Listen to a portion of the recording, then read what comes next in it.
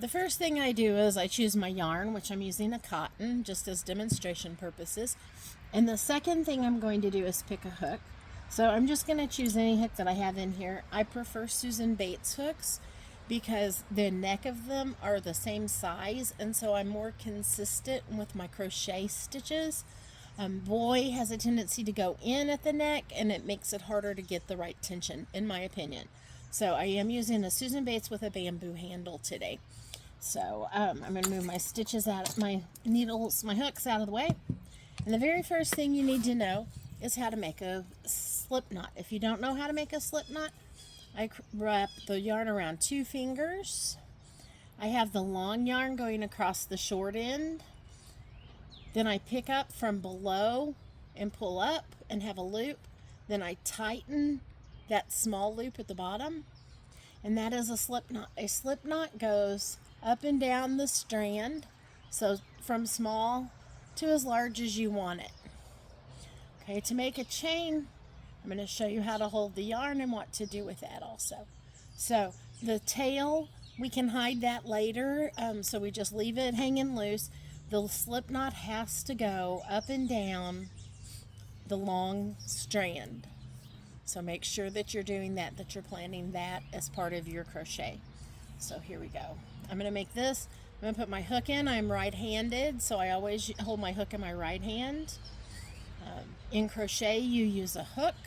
In knitting, you use needles, 2 of them. So the next thing you need to know to be consistent is how to wrap your hand. I hold my hand palm up. Then you go between your pinky and your ring finger. Notice I have my rings on.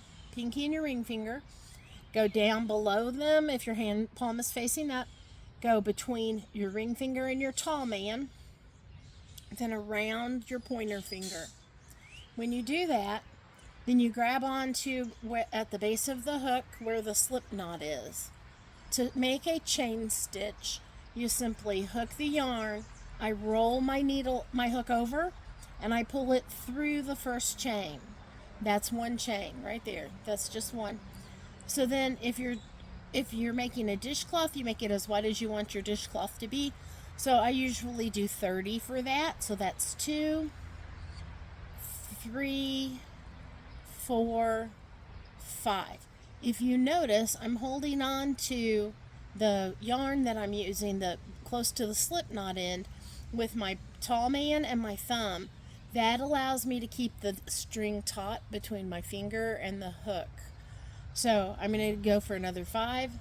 So I pulled it out of my loop. So my loop is about the same distance around. I don't hold it really tight against the hook, but I try to keep it the consistent size.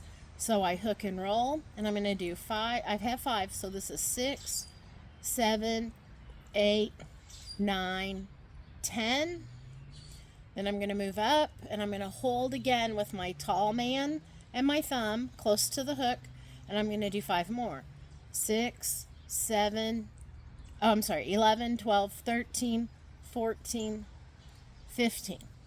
And I'm going to move my fingers again.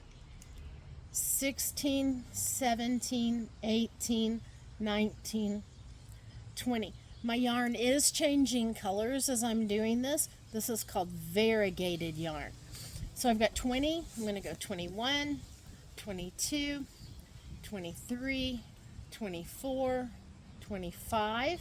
I move my fingers again, and I'm going to move something over here on the tablecloth so it doesn't blow up in the middle of the picture again. Okay, so it's 25, 26, 27, 28, 29, 30. So that's 30 in my chain. I look back at my chain and I check it and see if they're pretty consistently sized. They don't have to be perfect. They never are.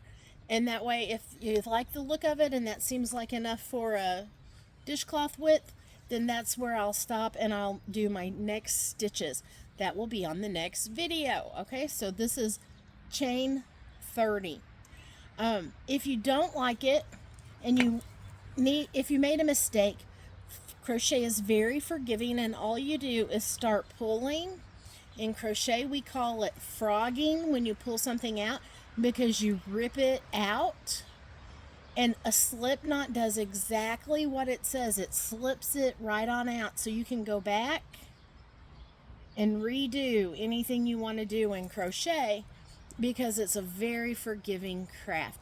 So I'm back to my original slip knot, and I'm again going to crochet and show you one more time how to hook and roll and make, to wrap your thread between your pinky and your ring finger, around below them in front of tall man, around your pointer, and then hold with tall man in your thumb.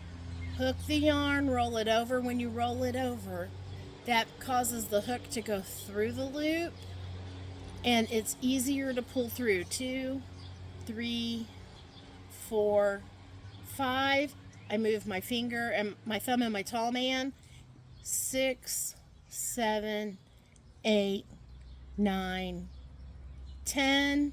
I move my finger and my tall man and my thumb. 11, 12, 13. Hook and roll. 14, 15, 16, 17, 18, 19, 20, 21, 22, 23, 24, 25, 26. Oops, I forgot to move my hands. 27, 28, 29, 30. Okay, so now I have my chain of 30. That's it. That's how you do a chain stitch. Thanks for watching.